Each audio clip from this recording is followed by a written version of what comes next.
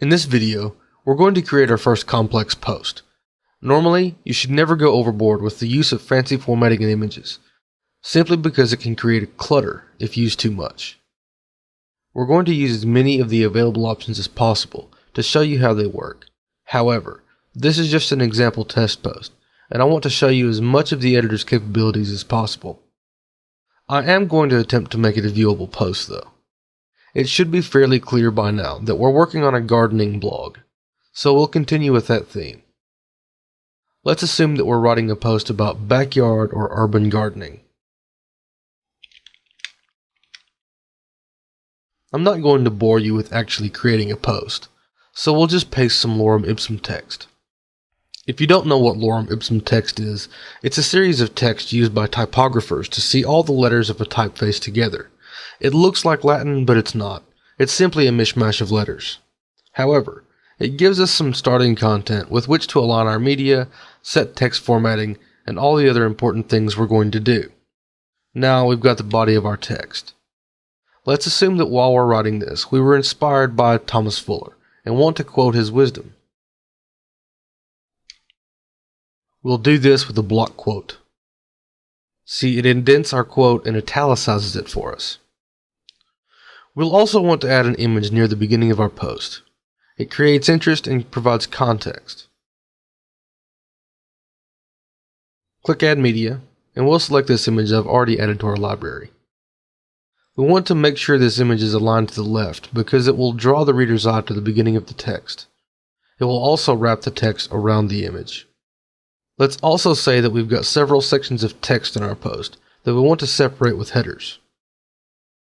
Let's assume that it starts with the third paragraph. And we'll talk about raised gardens. And we'll use the heading 2 format. We want the raised gardens header to stick out a little more, so we'll make it bold and underlined. We'll talk about that for 2 more paragraphs, and then we'll start talking about recycling trash by using it in our garden, commonly known as upcycling. But we know that not everyone may be familiar with the term upcycling. Something like that should be illustrated. Let's add another photo.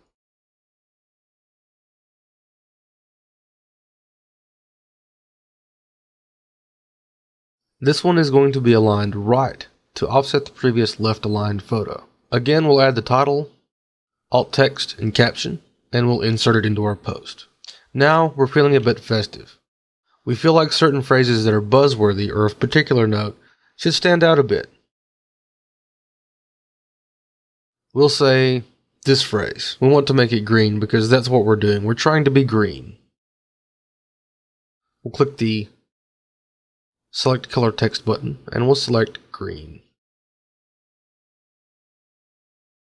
This is also a good phrase. We'll select it and highlight it with yellow. And what post is good without links to other pages?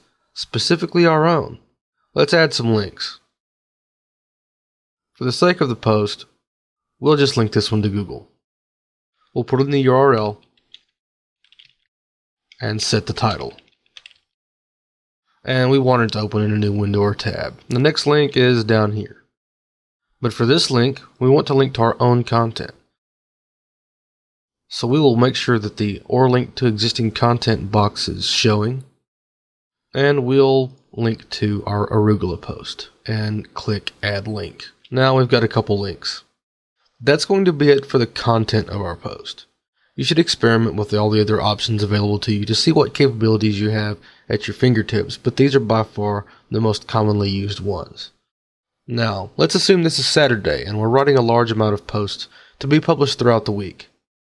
We'll change the publishing date to, let's say, May 31st at 8 a.m. This post will now stay in our dashboard, but it will not be published until the date and time we set. We also need to assign some categories and tags. We'll assign vegetables and even add a techniques category and add it to that. And for tags, we'll add urban, raised, small scale. We'll add a featured image just so you can see the effect, but it wouldn't be needed or even advisable for this post. Using the featured image is an uncommonly used feature, but it can add some flair to an otherwise boring looking post. And there we go, that's our first complex post. We've used several formatting and media options we have available to us, and we've made a nice looking post. In the next chapter, we'll start looking at pages.